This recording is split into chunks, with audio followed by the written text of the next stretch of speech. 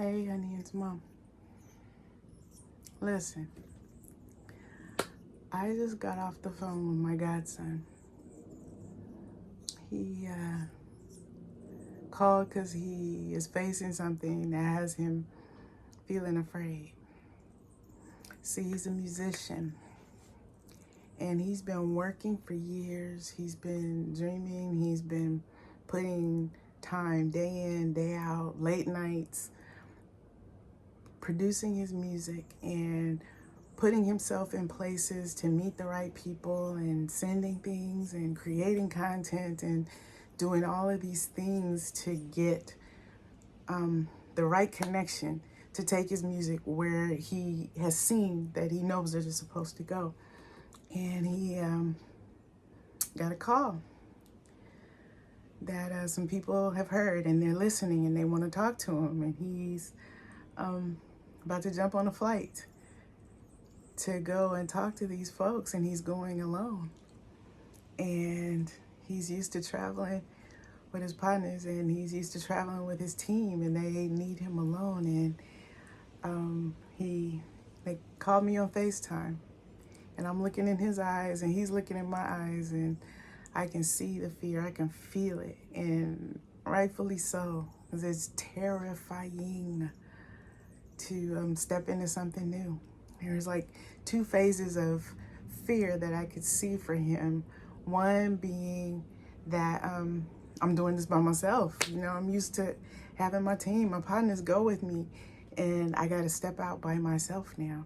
That's fearful. Second thing, and probably the biggest one, is the fear of that thing that you've been waiting for all of your life, that thing you've been preparing for, is right in front of you. And it's terrifying. Who am I going to be on the other side of that? What am I going to be on the other side of that? And while he and I were talking, I heard this phrase that I've taken and mangled it and made it my own. I'm going to give you my mangle of it. But it is that every wonderful and good thing that was ever meant for me was on the other side of fear.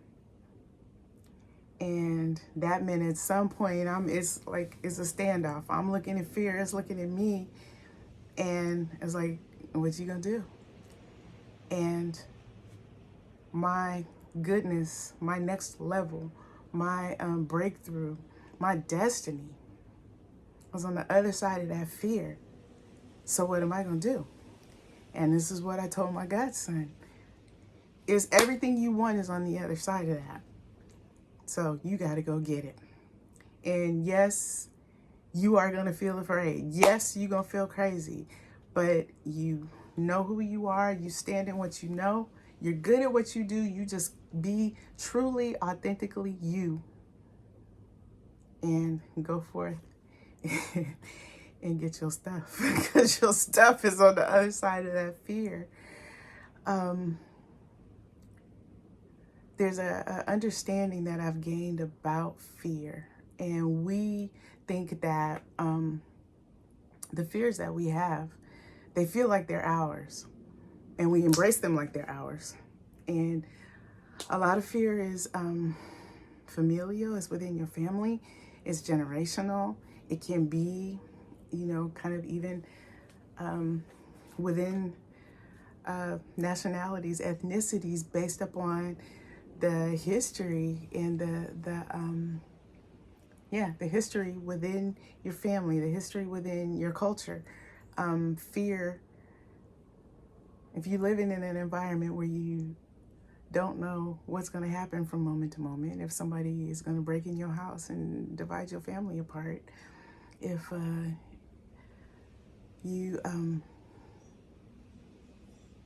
if you are pointed out to be isolated and hurt and abused, there's fear that is baked into your culture, and it ends up being baked into who you are. And so we have to acknowledge that. And then we also acknowledge that fear is given to us as children as a boundary around us, like an invisible fence for a dog to keep you within these bounds so that you don't go outside and potentially put yourself in danger. But what if on the outside is your destiny? What if on the outside is the rest of your life? And this fear boundary is keeping you in. You can't do it. And so I need you to look at what you're being fearful of right now. Is it real? Is there a real threat? Is it really there to harm you? Or is it just that you're unsure of what's on the other side, and it could be uncomfortable, or I might not be good at it, or I might not understand it, or they might not understand me? Not a real threat to you, just doesn't feel like something you feel like feeling right now.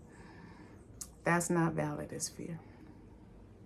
So if you're looking at what's in front of you and it's not causing a direct threat to your mind, your body, or your spirit, it's not real. It was either given to you to protect you, something you even inherited from your family, your culture, your friends, your experiences, but don't let it be the hindrance from the rest of your life. Look at that fear. Tell it it's not stopping you. It's an old phrase that says, grab yourself by the seat of your pants, hold on, 10 toes down, and go get your stuff. Go to your destiny. Go get your stuff. All right? I see you. I love you.